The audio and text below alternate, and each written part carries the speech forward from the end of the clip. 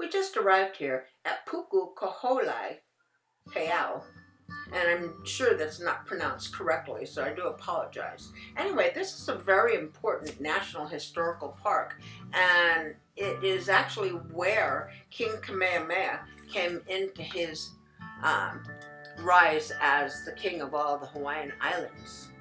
And it played a very big part. This big temple that you see up here on the hill.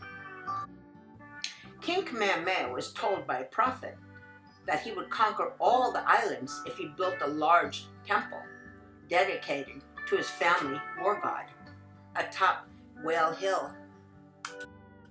So naturally, once he learned of this, he set to work immediately, and according to the prophecy, the builders had to follow rigid guidelines in order to please the war god.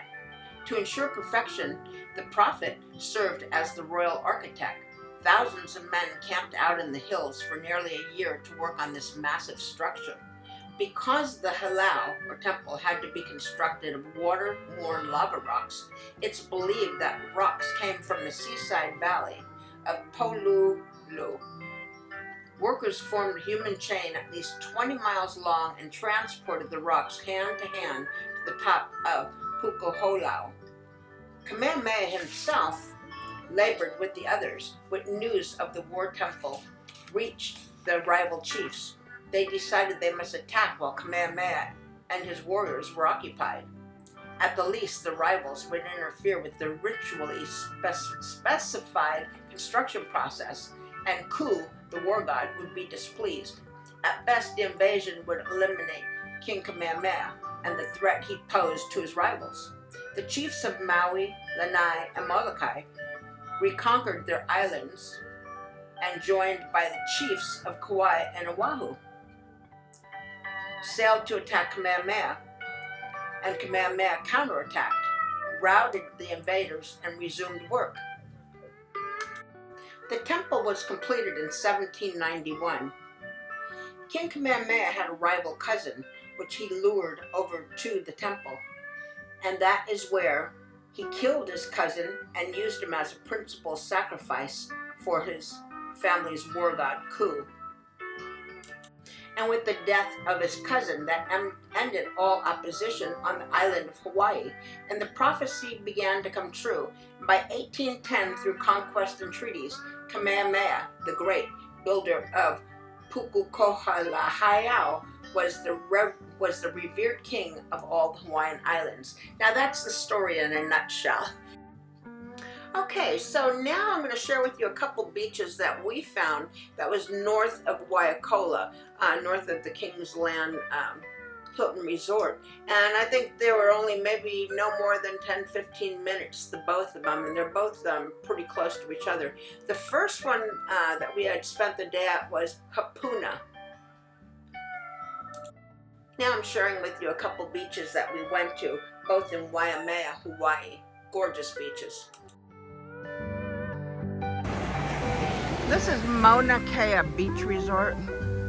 The beach is inside of a crescent shape, which keeps the water really, really calm, and it's crystal clear. Really, really nice.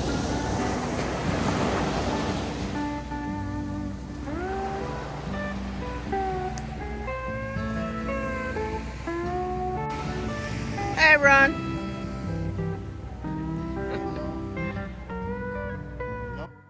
Now, the first beach you seen was Hapuna State Recreation Area. Beautiful beach, absolutely gorgeous. And that one there costs $10 for parking and $5 per person.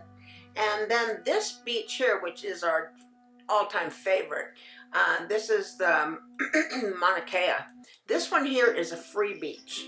The only trick to it is they only allow 40 people a day to go into it. So you have to get here early in the morning. And we ended up spending the whole day out here. This beach was free because it belongs to the Mauna Kea Beach Resort. And like I said, they only allow 40 people in outside of anybody staying in the resort. So this beach was unbelievable. The water is crystal clear. They've got some of the best snorkeling that you've ever seen. Their reefs are fantastic. And it's crystal clear. People swim in this beach like a swimming pool. It's really a gem here in Waimea on the Big Island in Hawaii.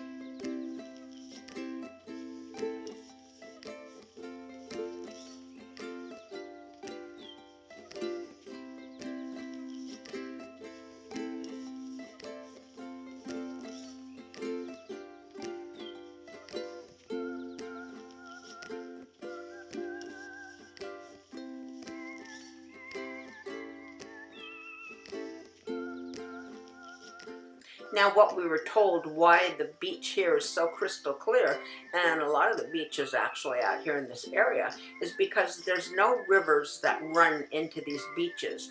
Therefore, the water stays really nice and clear. It was so neat because the little tide pool areas here were just abundant with wildlife.